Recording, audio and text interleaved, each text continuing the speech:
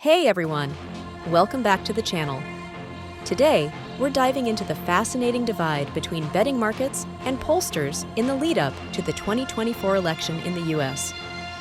In the last few months, Trump's odds have surged on Polymarket, a crypto-based betting platform, with bettors giving him a 66% chance of winning. But that doesn't line up with the polls we're seeing, where Kamala Harris actually has the edge. Let's explore why this split exists. First, let's talk about betting markets like Polymarket.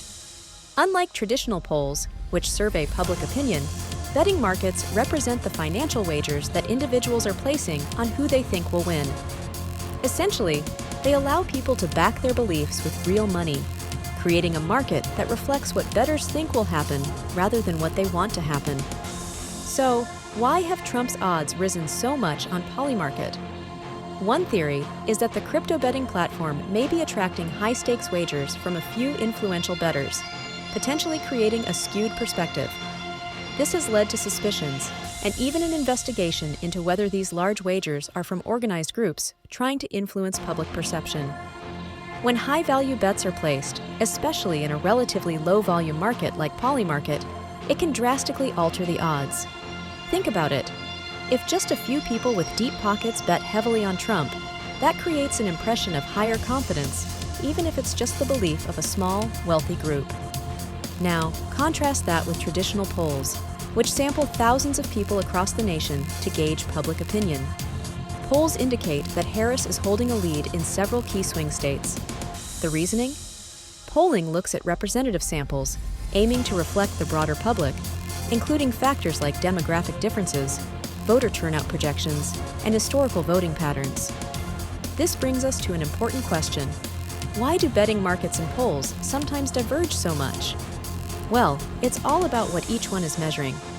Polls give us a snapshot of the public's current preferences, while betting markets represent speculation on the outcome, often influenced by broader, risk-taking mentalities and recent events.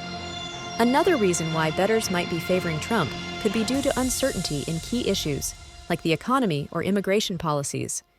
Trump's base tends to be highly motivated, and that enthusiasm can make him seem more likely to win in the eyes of speculators, especially if they expect lower voter turnout among Harris's base. But there's a catch.